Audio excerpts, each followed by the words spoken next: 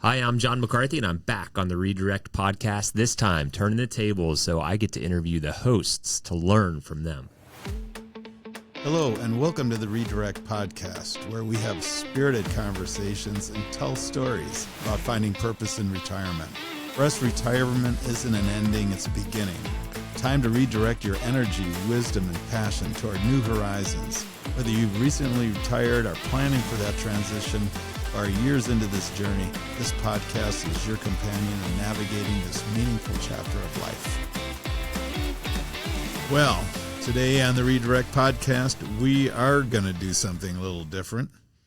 As you know, Adam and Curt, we have had past episodes where we've questioned one another, and we've even asked our listening audience some questions. Well, today, John McCarthy, who was our guest last week, told his story of purpose. Well, he's joining us again on our podcast, and we are flipping things around because he's got some questions for us. And I don't like it.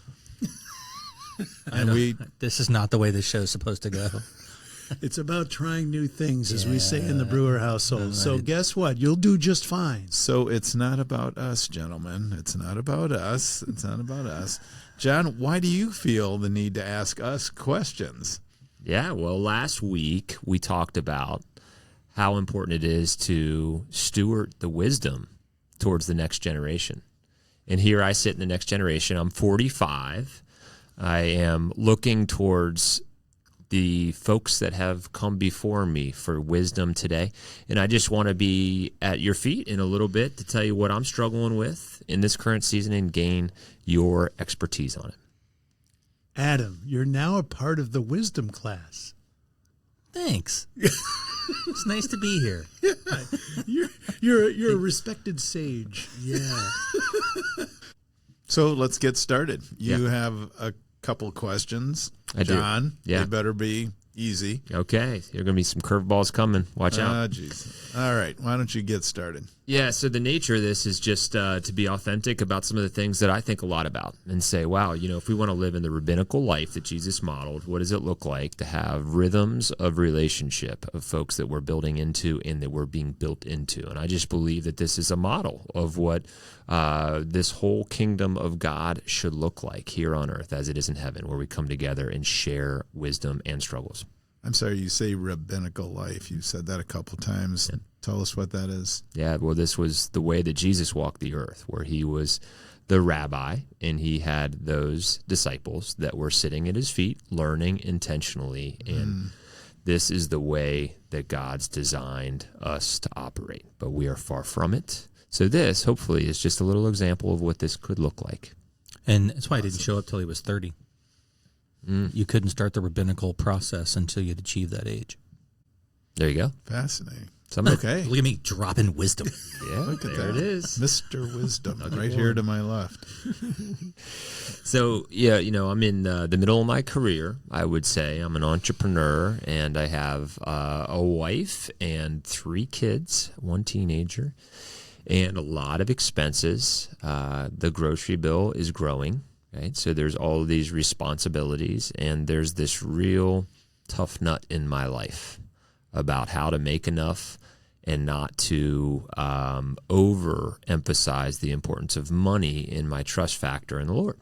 And this is a real daily grind for me.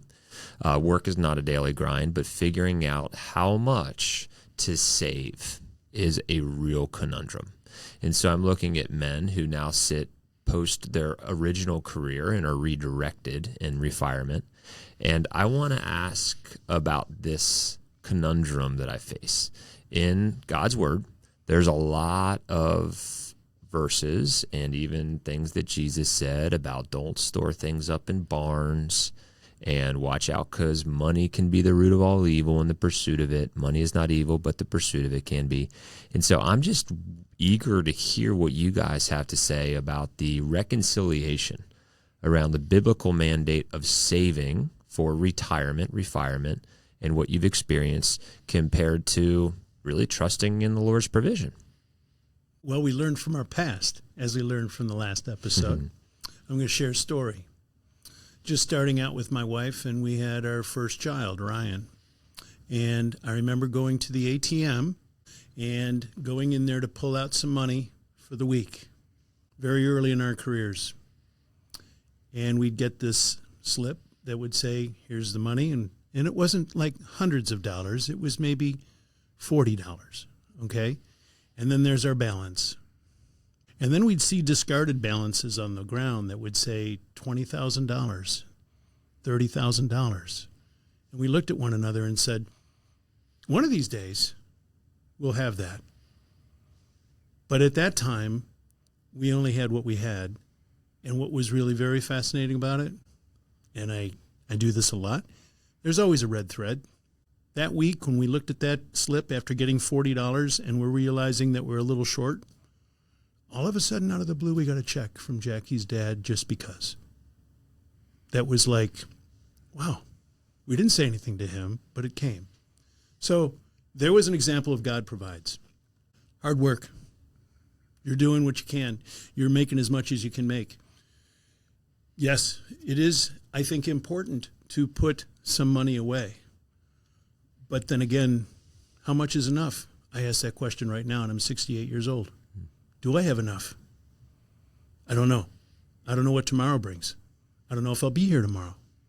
If I'm not here tomorrow, well, then Jackie gets an insurance payment, and then that's going to improve the bucket. But is it about the money? It's a cultural thing, a societal thing that we have to deal with because everything costs money. You have to have money in order to do things. But you can also control how you use that money and how you view that money. And we did put away, but we were single income. We've done as best as we can do. Now we have to be a good steward of what he's given us. And yeah, I do a side hustle every now and then because I like the social aspects of things, but I do get a little paycheck out of it, and it's nice to say this can be used to give away. So that's my little take. I don't know if right on the tail of a great story. Thanks, Curt, for sharing all that. It's a great question. Great question. And I look back on myself and what advice would I've given myself.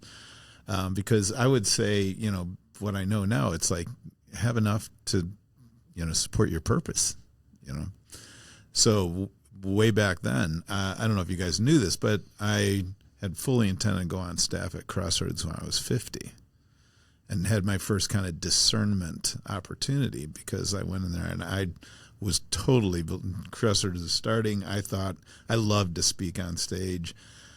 I thought that was where God would want me to go. And I approached him and we had some conversations, and I thought a lot about it. And where came out at that time was if I brought my A game and did what I really wanted to do, and that was to be out there. I could not be in four walls at that time. I needed to be out there, and we were building stories. And the conversation came up that the amount of money that you can make doing what you love and what we think God has intended you to do, you're going to be much better for us out there making the money and bringing it back to us. And all of a sudden, my drive to build a company where I could tithe profits gave me a perspective on money. And I think the lesson in all this is understand what money is and how you can use money to further the kingdom. Now, I wouldn't have put it in those terms then, I would now. But making money was never a bad thing as long as it was aligned with your purpose, and slowly but surely things came up about having enough to time I hit 99, and you put these plans together.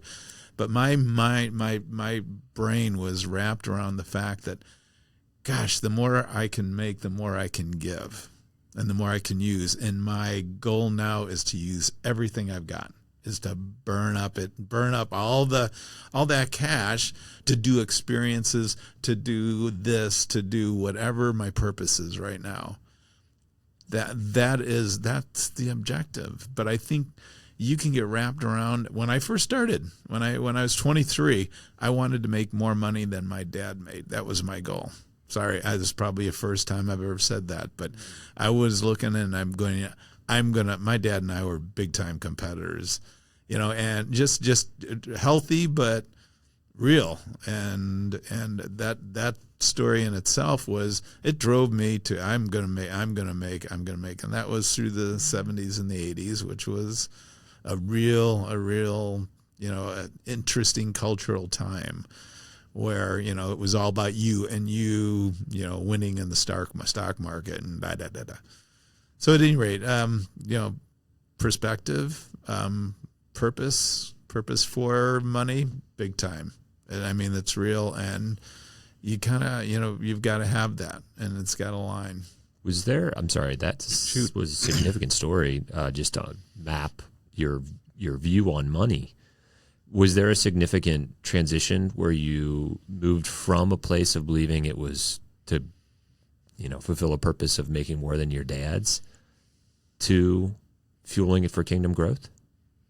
I think it was when I decided to leave the much bigger corporate job and start believing that God gave me talents to use to build businesses, to build a business, and I felt at that moment, and I remember having a meeting with my mentor at the time, and the question was, if this is what I feel God wants me to do, I'm going for it. If I bring my A game, this is going to be successful, but I'm trusting God that you're going to show up and make this what it is that you want me to do and a success. And it was wild how all of a sudden you'd get a couple big jobs and maybe one wouldn't come and then one would show up.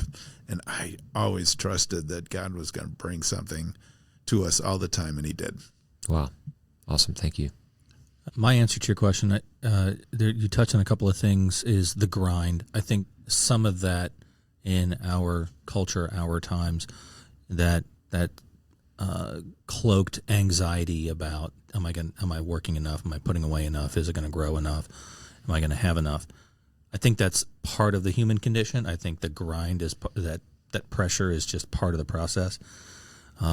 I think you can alleviate that with trying to focus on faith and trusting God that the journey that you're on now is providing then. Additionally, God will provide then as well. As far as the idea of storing in barns, when that statement was made, I think there's a couple things to unpack there. God didn't want your resources, the resources he is granting you to be a steward, and I really love that word. He's given you the responsibility of stewarding his resources. He doesn't want you to go just put that in a barn somewhere and let it rot. They call it currency for a reason. It's flowing, it's moving, and money needs to move, and so I think that's an important aspect of it. The other thing, what's true about that time that isn't true in our culture today, is there isn't a thing in our space for multi-generational living, and so if then, and not terribly long ago in the American lexicon, multi-generational living was a way to provide for folks after retirement. It's not been forever that if you don't have a 401k, if you don't have investments, you're a problem. You're a problem. Not just you have a problem, you are a problem to the folks down line from you. And so I think that's a cultural shift that isn't necessarily always healthy, but it's the reality we live in. And if you don't, kind of plan for that, plan for your own way after your earnings potential, then you don't have a lot of options. There aren't a lot of options for you. Yeah, that's a great point. And so I think it's important. I think that you do it. I think it does. It's not a statement of a lack of faith to contribute to your 401k. And I've heard people suggest that, hey, if I was really living by faith, I'm going to trust God to provide for me then, and I don't have to worry about it. That, I don't think, is the definition of good stewardship. Mm-hmm. My father told me a long time ago, which he drew a circle for me of the success aspect of a project. And there were different stages. Not going to get into that, but off every one of those things was an arrow that was money was a byproduct. not the purpose. It was the byproduct. What was the purpose is what we were doing. But we would get money as a byproduct. That's been my point of view all my life. I never once went into my boss's office and said, I demand more money. I think I'm worth more. Now, you talk to my wife, I missed an opportunity. But for me, it was like, well, this is what you feel I deserve, so this is what I'm getting. So that's one thing. And then the other thing is that in today's culture and the world, the United States that we live in, and how we have so much, I think back of my parents that grew up in the Depression. And we in the United States have not had a situation where we have to figure it out. It's always competing against what everybody else is doing. And that's why I use this phrase a lot, that it's a choice. Dave Ramsey says on his thing, when people are trying to get their budgets lined up, well, it's rice and beans and rice. And if we tell our kids at one time that we don't have a great meal tonight, that we're doing leftovers or we're having something minimal, there's lessons to be learned from that. It's not because we don't have, it's because of what we have and what we're doing with it. And I think that is, I should not let money dictate what is around me to do, right? It's a blessing. It's something that I've gotten for working. It's something that I'm able to change for commerce and make things. It's also something I'm able to give. And I'm a generous person. I'll buy beers for people. And so, but you know what? I had a great time. Enjoy the now. But again, as a dad at 45 years old, yeah, this is coming from a guy at 68, doesn't have kids, doesn't have a teenager that's eating you out of house and home. You know, you have a choice. And if you work together as a family and bring them along on this journey with you, then there's a lesson to be learned, because that's going to go down the road. I remember when your son or daughter's going to say that we didn't have that much money at one time, but we figured it out, and God was good. So I'm going to drill down even a little more about something that we're in the throes of right now, and that's saving for college tuition for our kids. Wondering if you guys have any insight, because there's this thought process of, yes, we want to set them up for success, but there's also this their side of the coin of we want them to have skin in the game. Curious as to any wisdom here. Yes. So my wife and I came from very different backgrounds. I worked. I paid everything for college myself. My parents believed it was my responsibility, and they wanted me to be responsible. The report cards came to me, not to them, because I was responsible for my entire education. In fact, I paid for high school also, because I went to a private high school, and I paid some of those bills. But my wife came from a background of her parents paid everything. And I would say that where we ended up was we made our sons do summer jobs to earn money. We paid for their education and saved and paid for their private schooling. Everything went to their private college that they ended up going to, because it was very expensive. And we cut corners everywhere else to make that happen, because we believed that was really critically important. If we were going to make a contribution to their life, it was going to be sending them to a place where they could learn how to critically think, and get the best education possible, while all their roommates went all around the world for summer vacations. They worked. So I got what I needed, because they were learning the value of work, and having to know that they needed to do that as part of their education. When I worked, I was working almost some full-time jobs while I was going to college. Yeah. I grew up in Chicago, and I went to Illinois, and I went back and forth 2.5 hours to keep a job at a grocery store, so I could have that job when I came back for the summer.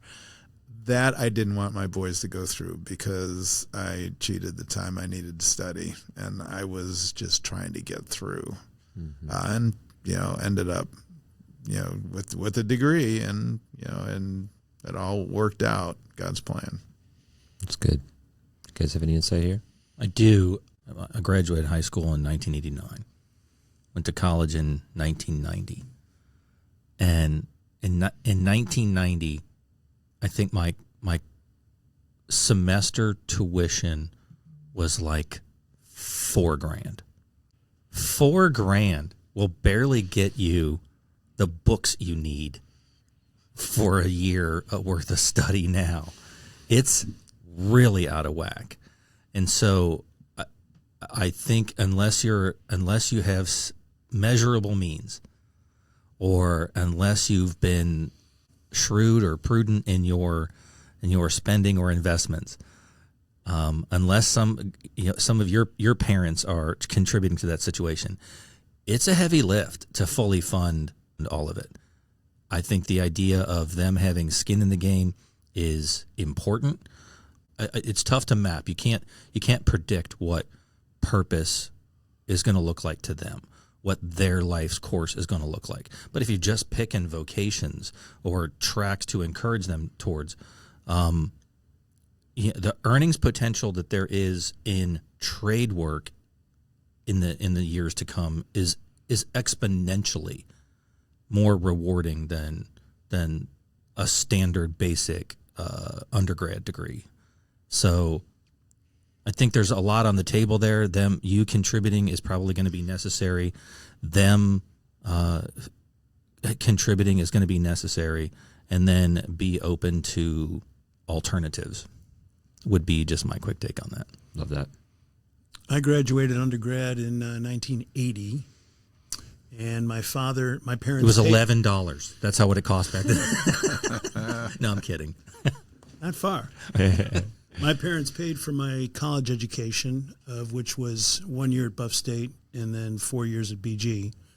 And monthly payment was $65.17. Holy cow. Now, that was a burden for my parents at that time. Sure. Compared to today, it's a joke. All right? So what did I do at school? I became an RA because I wanted to have $50 in order to have for spending money, so I didn't have to talk to my parents about sending me another check for $25 or to buy another meal book so I could eat like a horse, which I was at the time. But so I'm glad I had a job on campus because it's sort of a relational thing of what the real world's all about. Going to school was like taking care of the household, right? But I had work because I had to bring some money in order to do some things. But it also helped me with time management. It helped me with an understanding that what I'm getting here is special, and I'm investing myself into it as best I can. Went on for a master's degree. I took that on upon myself with a friend of mine who co-signed a loan for me for that 1 year of school. So I paid for that. With my boys, Ryan and Adam, we did not pay for their college education. We contributed where we could. And I have to admit this, where Adam went to school versus Ryan, Adam's program was fantastic. It was a private school, and they said that here's your tuition, but at each semester, you had to put $5,000 up front, and then you could put the other $5,000, as you go. As you go. So that was the loan aspect of it. And I liked that because we had a vested interest into it. We were helping him on out, and then he had to pay that back, all right, which he paid that off, I think this is now 2 years ago, and he is 36 years old. My oldest son, Ryan, unfortunately, didn't have that program. We were not as aggressive. He was our first child. We were still working through things, so we didn't contribute as much as we could. We wrote him checks to help him with, I need money here and there and that kind of stuff. And now he is 38 years old, and he has under $2,000 left to pay. Do I feel bad that I couldn't provide that for my kids? I don't feel bad, but I felt as though I could have. I mean, there's that pride thing in there that you want to do that for your kids. But I've offered to him, I'm like, Ryan, you want this to go away? We can make it go away, which is what I'd like to do. But his comment to me was like, no, I want to finish this.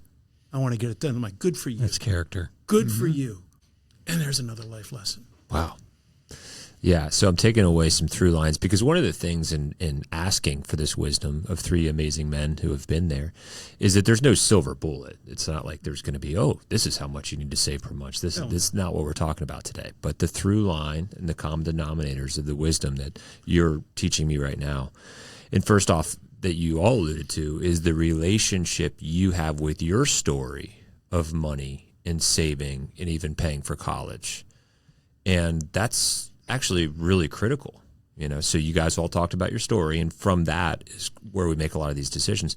The second thing that we talked about was the relationship of your, in this instance, wife's story with this. In your case, they were very different, right? And be able to reconcile those might even be more important than the decision you make.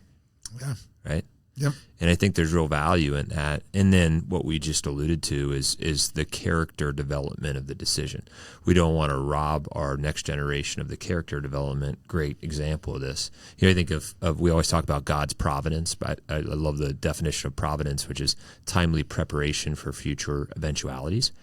And when we think about that as our nature of fathers, we have that same gift of being able to look at how do we set our children's path up for character development for future eventualities, right, of the reality of money in this world. So I just appreciate the wisdom that you all gleaned in different stories around those key components. Again, why we do this. I'm sitting here learning. This is real-time example of what it looks like to pass on this wisdom. Thanks, guys. And one thing that I did actually push, a little add to the story, was both my sons played tennis. And I said, scholarships would be really, really great. Get really good.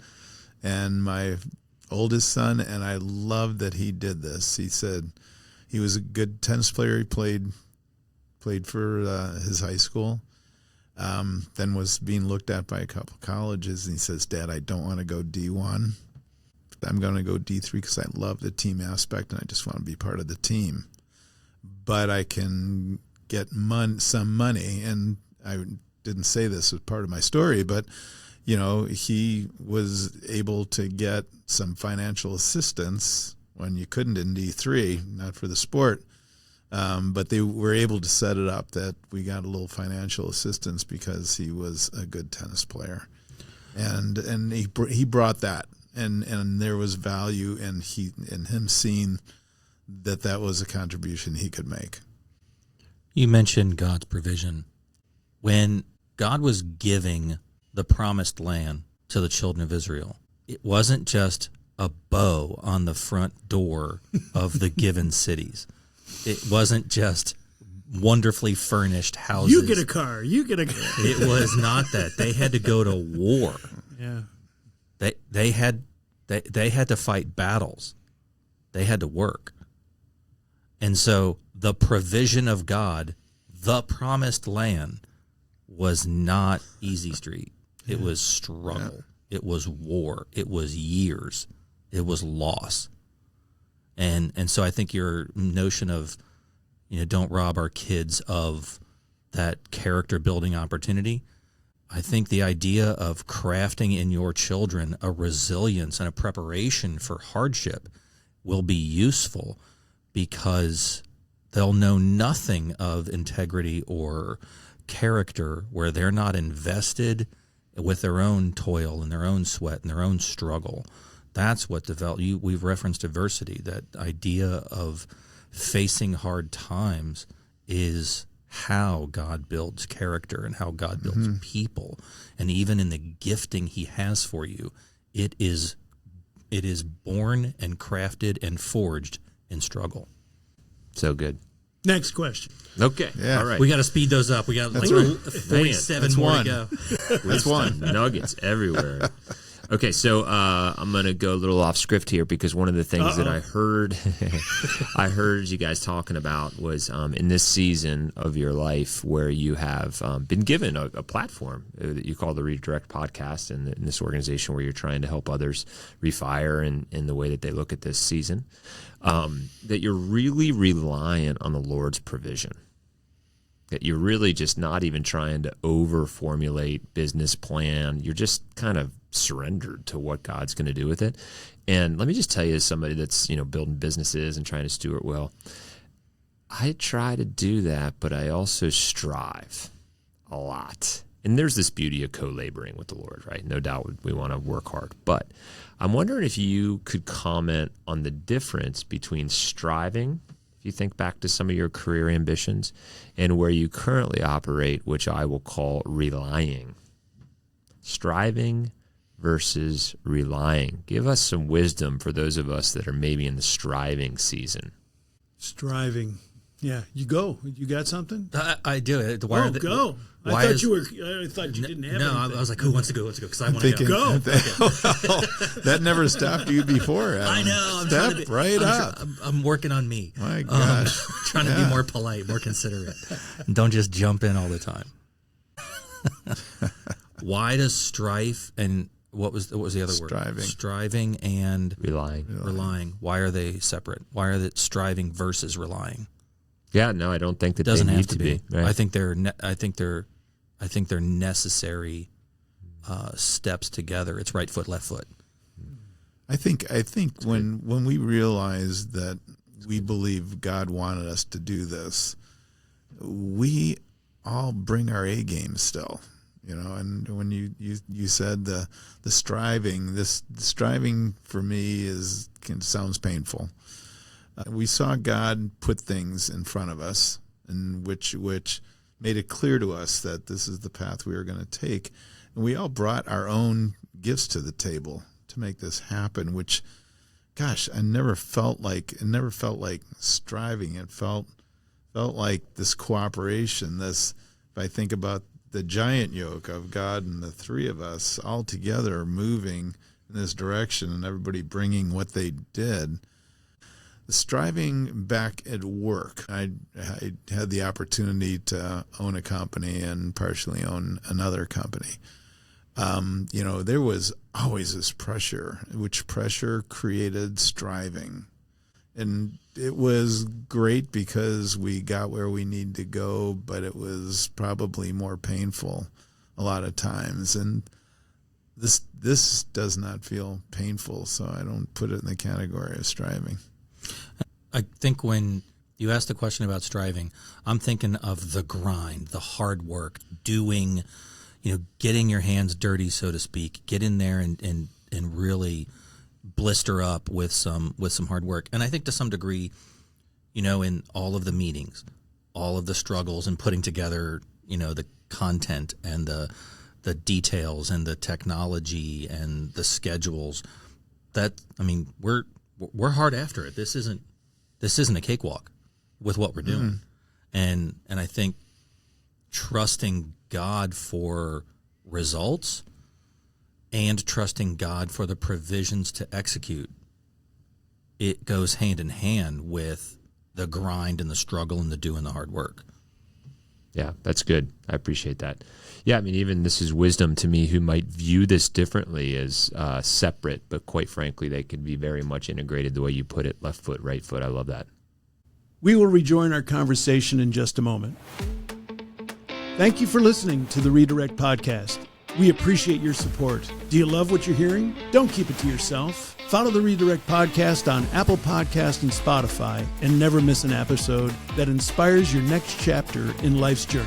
While you're there, hit a 5-star rating, leave a review, and share your favorite episode with a friend who's ready for their own life pivot. And don't forget to join the conversation on Instagram at The Redirect Podcast. Comment, tag us, and let us know how you are redirecting your journey. Now let's get back to today's conversation. This is a labor of love. It's hard work. And at times I have to pull myself back because I like doing this stuff. I like sitting behind a computer and creating. I like coming up with ideas for a conversation. I like what's today's Instagram post going to be like and how am I going to do that?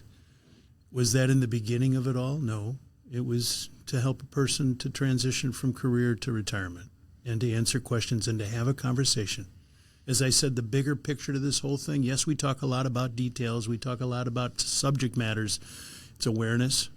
It's community. And it might be unique to you, but it's not unique at all. That's the big picture of what the Redirect Podcast is all about and the Redirect You experience. And at times when I'm up until 1 o'clock in the morning and sending an email to Dale and Adam and say, Here's the show guest review for 2 weeks from now. Take a look at it. Is it work? Yeah. Is it grueling? No. Is it a grind? No. And then I sit here and I hear stories, and I get to meet people like yourself that just says, it's worth it. And then when I hear somebody say, boy, that one thing that Dale said really resonated with me, I'm like, yeah, it's worth it. That's right. And we're fortunate. Adam is working and he has a job. Dale and I have done our work, and we have a budget, and we're living on our budget. We don't have the pressure like you do that you're doing this work, this hard work, and pulling this big weight, as well as it's supposed to be providing for the family. And that could create some anxiety in yourself to say, I'm doing something that I love, that I really want to bring the kingdom, but I got to put food on the table too. And I can't relate at that, because if I went back to those times when I was doing that, yeah, I'd work hard and I'd get my paycheck every 2 weeks, and at the end of the year potentially get a bonus. But then I always say, really? I worked so much harder. How come I didn't get more? But now I'm doing something that, if God wants us to be profitable or revenue is going to come in, well, then God's going to make that happen. As I keep saying, one click away. There was a period of time 1 year that I worked with a company that we were trying to make companies become sustainable on their mission so that they could be supportive of themselves. So I jumped out of one world at a time for a year to help that. Sustainable Mission Partners, SMP. I would get some money for doing that because I'm bringing my skill set there. But guess what? Unfortunately, it wasn't enough to sustain what we needed at the time. I had to walk away. Do I feel bad about that? Yes, I do. But I had to do what I had to do. So Bet your kids didn't regret it. I had to do what I had to do. Mm-hmm. And I enjoyed that. But I wanted it to go so much further, but it didn't for me.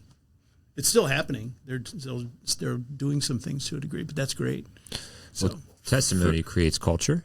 And, this is the beauty of just hearing that story, because I know there's a lot of people that feel like they had to do what they had to do and they have regret. And so with the wisdom that you bring around that experience and the character that's come from it and the fruit, right, relationally, we just get a glimpse into those hard decisions and the eventuality of that fruit. It's beautiful. I'm going to transition us into something that's gnawing at my heart, and that's around time and how I spend it in my 40s, and gain wisdom. If you could enlighten me and those listening, where do you feel like you wasted the most time? TSA lines. Walgreens. Growing business, traveling as much as I did. Honestly, we laugh about that, but I think about I was really fortunate because I owned a company, grew a company, loved what we did. So everything I did around it, and it was for me, it was for the families, for the people that worked, for me, and for tithing this to loved it all. But when 9/11 hit, honestly, and the whole world travel changed, and I think just about time, it was wherever I really couldn't sit there and grow my business, and love to grow. We all love to grow. I didn't feel like I was growing in that. So wasting that time for me, that was. Wow, that was amazing. But it's weird because as you transition to your next 30, you live 24/7 growing something, building something, and hopefully for all the right reasons. And when time was taken away from that, you really regretted it. I share that with Dale in the sense, transporting myself across the country was a waste of time. But the biggest time that you never get time back. It's a thing that is continuous. It happens every day. I actually thought about one day following the Beatles song and actually creating a calendar that would be 8 days a week. But I thought there'd be a royalty issue that I'd have to deal with. But that eighth day, you write in the things that you want to do that week. And you make sure that you see it every week. It's on your calendar. which then would make you have an awareness to potentially incorporate it into your schedule, which is only 7 days.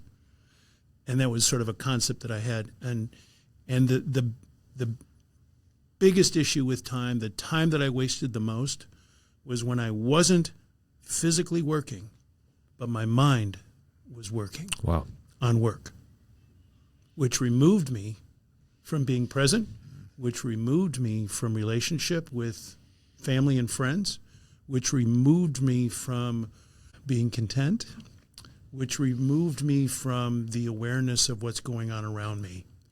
Because I was always thinking here, and we've joked about it, that it was a Sunday, every Sunday night it was like depression because now I'm planning out for the next week. I just lost my Sunday night. Yeah. Because I was thinking about work when I wasn't working. If I could capture all that time, wow, I'd now have 25 years as opposed to 18 years left in my life. Mm-hmm. Do you know that my wife joined my company, she as COO, to allow me to get more focus, more time on what I wanted to do and what I felt I needed to do, so that she saw how I was working. And she said, I've got to come in and help there and take all that stuff that you can't do and do very well. I'll pick that stuff up to allow you love to do. And that, you just hit a nerve.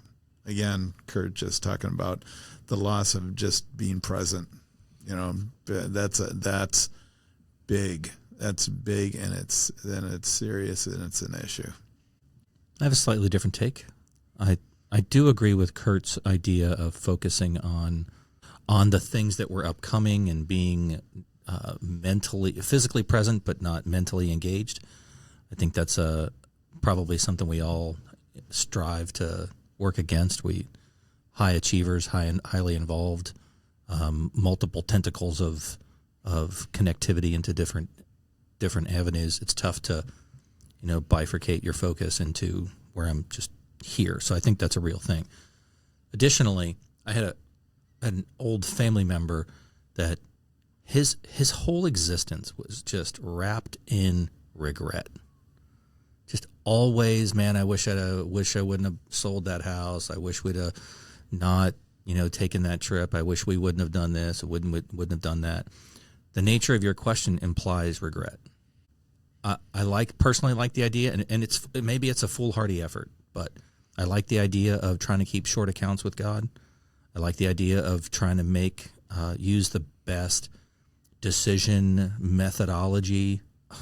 Jeff Bezos has this stupid regret minimization matrix thing. It's so ridiculous. But Amazon won't be sponsoring us. No, it's stupid.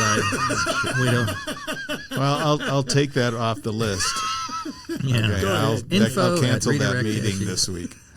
But the idea of avoiding regret, how you avoid regret and having dragging that baggage along with you into your later years, is just do your best to make God-focused decisions today.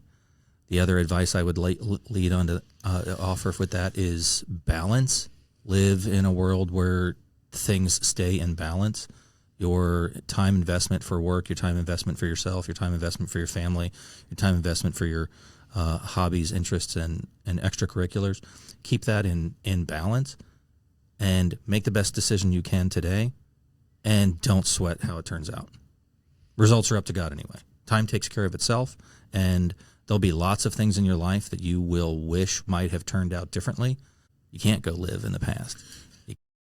That so much affect what you're doing today. If you have those buckets of all those things that are your priorities, you got to visit them at least once a week and reset, refocus. Take your 15 minutes that you take and make sure that you're addressing them all. Gosh, I love this. So you just gave some real tools in the toolbox. If we say that the wisdom from this conversation to a 45-year-old is, if you're not going to want to miss that time being present, probably mostly at home, I'm going to say, like, especially with the youngsters and the wife. For whatever reason, that's easily sacrificed. That's right. Right, exactly. Then 2 tools in the toolbox, as you alluded to, is one, maybe make a Sabbath routine of where am I consummating on regret? Where am I looking back and falling into regret, shame, frustration, whatever it may be, and then take those thoughts captive and surrender them, right? And then the other is really work on a plan for balance for your own self that will probably catapult quality time for you showing up the right way. And I think if you build that idea in that I'm just trying to make the best decision I can today, fold in being present, man, you won't find yourself dragging around regret. You'll find yourself living a life of joy and blessing and abundance because of God's put you in a place to be present. He's gifted you your children and your family and your ministry and the tools he's given you to be a blessing to others. Man, you sow those seeds. I mean, it's God's increase, but goodness, man, to watch things grow around you that you were instrumental to is amazing. I had a friend, and I shared this once before, and I'll share it with you. I don't know if you've heard it, that when I was going through the discernment process to leave work and do what we're doing now, well, I didn't know this was going to be it, but I was leaving work. This gentleman told me, he says, so you believe that God's pulling on you to do this? And I'm like, yeah, I feel it's something that I've got to do. I got to venture this way and see where it goes. And I said, but it's nervous. I'm nervous about it. I don't know where it's going to go. And so, and his comment to me was, God in your past, has he taken care of you? And I'm like, well, yeah. And he says, well, why would he stop now? And I'm not the type of person to just sit back that I'm going to sit on the couch and say, yeah, God's going to provide for me today. No, he gave me skills and talents and abilities to do things, and I've got to steward that energy and go out and do things. But because of all that, he's not going to drop the ball on me. I'm there. He's got you. Yeah. Speaking about time, I don't want to miss this because I told this to a couple friends of mine who were in their 30s, early 40s. The best time of my life during those years was coaching my kids' teams, basketball, baseball, and soccer. I did them all. I forced it into my schedule. I made sure I was there because what you get out of that, were relationships, focus with your kids, presence. I mean, if you want to, and as I look back on just great time spent, because it's the other side of your question, I've had them come back and say, it's such a short period of time. It is a couple of years. That's what you got.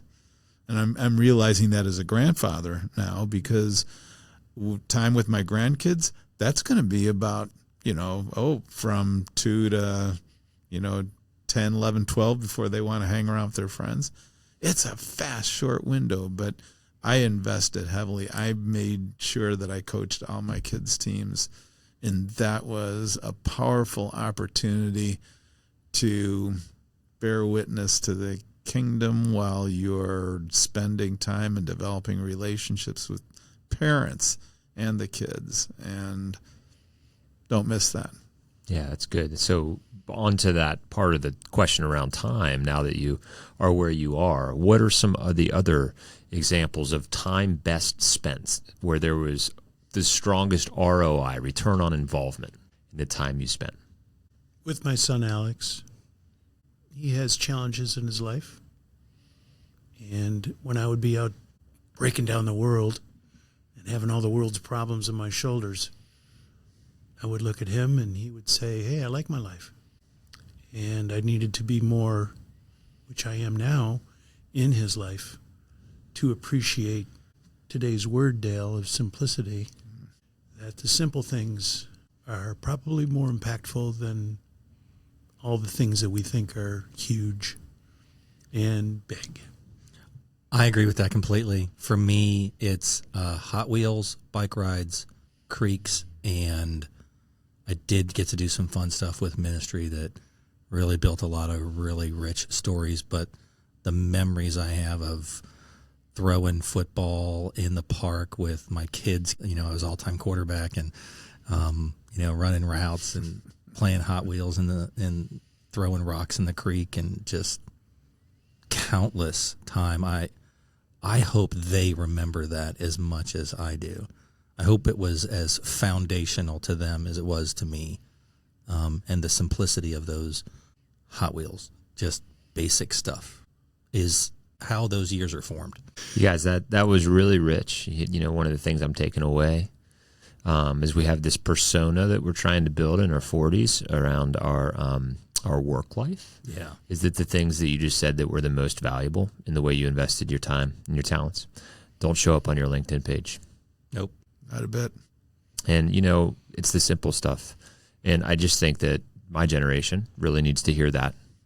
To maybe take life a little less serious sometimes and just slow down and smell the roses, right? If that's the message I could go back and tell, 40-year-old Adam is, hey, I had this conversation with my 16-year-old stepdaughter, teaching her to drive, and we were just cruising, just driving. And it was an opportunity to speak and build into her. And I said, I have learned my working definition of maturing is just realizing that what I thought was important isn't. And at every turn in my life, 12, 16, 26, 40, 54, what I thought was important isn't. And it's just this constant recalibration of perspective that what really matters isn't what I think it is. So that's what if I could go back and tell 40-year-old me, that's ever more true when you're 40. And for our listening audience, 4 weeks ago, I built a Lego medic plane with my 3-year-old. The best 4 hours I've ever spent with him. Just complete focus on, and he sat next to me. I built the little pieces. He built the big pieces. He talked stories, imagination, while we were going through this process. Fascinating. We've been telling that story, and I can't tell you how many people, how many grandparents I said, get them a Lego set, sit down, and we got quality time. And I don't know how I'm going to keep repeating that. I'm going to keep doing it until I can't. And one thing I want to throw in is those are great times and great experiences that you're having. But then there's something intrinsically that you have to constantly ask yourself every day. What is the core of your focus? We had a Bible study yesterday where we did 1 John 5, 1 through 21. And it was talking about, and this is the testimony. God has given us eternal life, and this life is in his Son. Whoever has the Son has life. Whoever does not have the Son of God does not have life. And if you think about this whole thing of life, our purpose, our goal, how am I bringing the kingdom here and preparing ourselves for eternity? Because that's so much better than this. Well, I mean, that's a drop the mic moment, but the application into that is so profound for a 45-year-old. What I'm really convicted of, not condemned of, convicted of, is that when we fall prey to belief that their view of success is about building the things of the world, there's opportunity cost, right? And the wisdom that you bring to this conversation about now looking back is super valuable to me right now. In fact, I'm probably going to take the rest of the day off and go pick up my kids from school, go build some Legos, go get out in the creek, right? I mean, it's so simple, and yet I think it's worthy of reminding the 40-year-old. Thank you. Thank you. That was fun. Thank you. I hated it. No, I'm kidding. I know you've got more questions. I do. So we've got to have you back to continue this conversation. It's great for us to reflect and to It's think. keeping us accountable. to a degree, right? You know, totally. we're sharing stories, and you can call us out too if there's things you see, or wait a minute, you said this, but are you doing it? I mean, and if you're just joining us on this episode and didn't listen to last week's and want to hear more about John's story, go check out last week's episode to hear more about John McCarthy. Well, thanks, guys, and we can't miss the moment of what this models.